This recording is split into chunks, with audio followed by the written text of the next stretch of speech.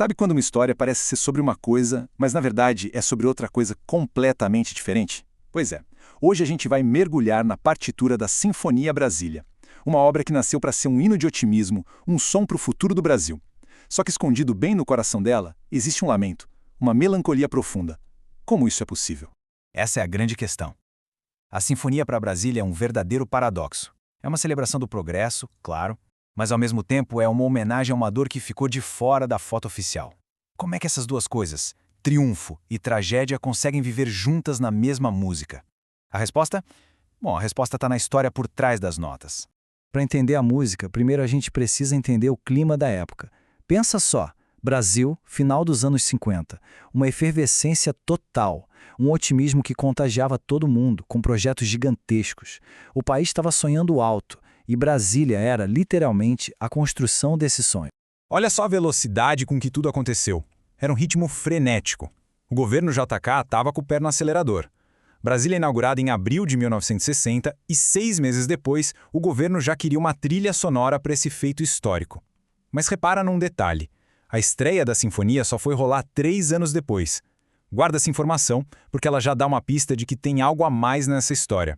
A rádio do Ministério da Educação foi quem lançou o desafio.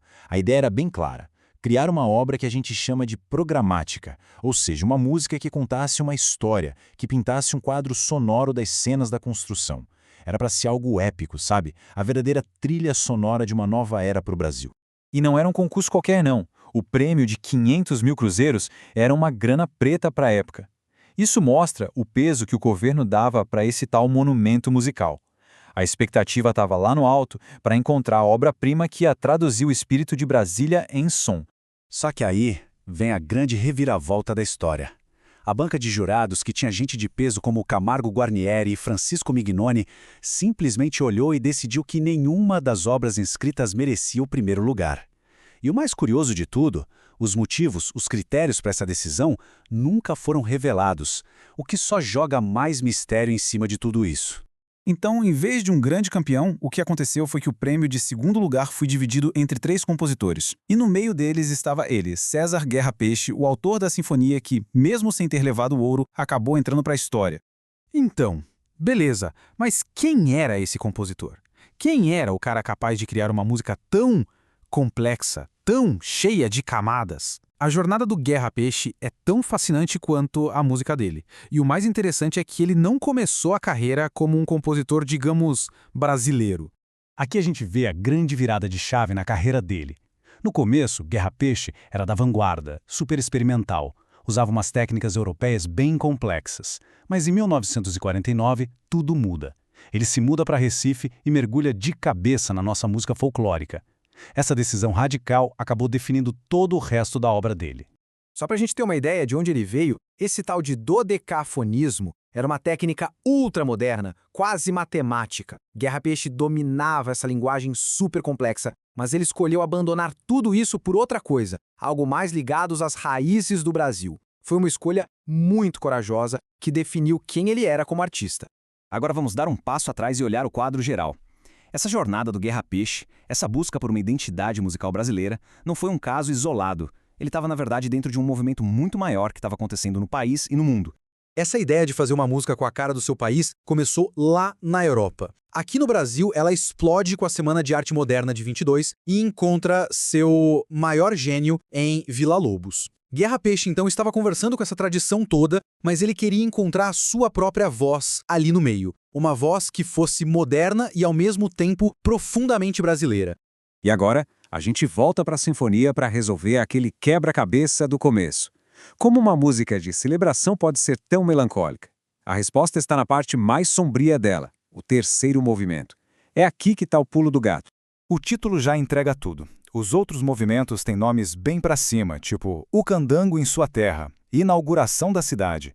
Aí, bem no meio, surge isso. Elegia para o ausente. Um elegia, para quem não sabe, é um lamento, uma canção de luto. A pergunta é, quem é o ausente que a sinfonia está chorando?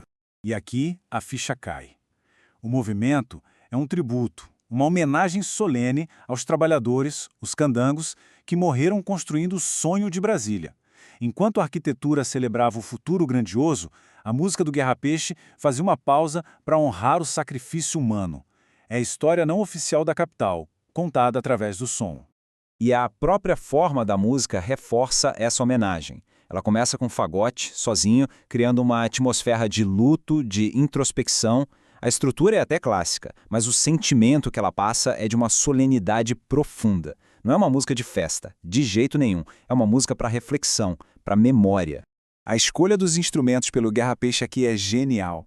Ele usa instrumentos de sopro como o fagote e o oboé para fazer os solos, que são conhecidos por terem um timbre muito expressivo, quase como uma voz humana. Ele está literalmente tecendo uma paisagem sonora que é linda, mas ao mesmo tempo profundamente triste.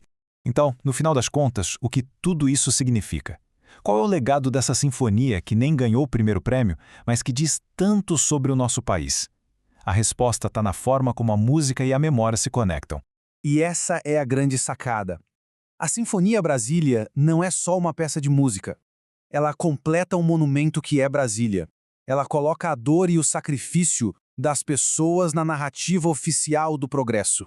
Ela nos lembra que por trás de toda grande construção, de todo grande sonho, existem histórias que não podem e nem devem ser esquecidas. E isso tudo nos leva a uma última reflexão. A obra do Guerra Peixe é um convite para a gente ouvir com mais atenção. Ouvir não só as melodias, mas também as memórias e os silêncios que a música carrega. Que outras histórias não contadas a gente poderia descobrir se parasse para escutar de verdade a trilha sonora dos lugares onde a gente vive? A música está sempre nos contando alguma coisa. A gente só precisa saber ouvir.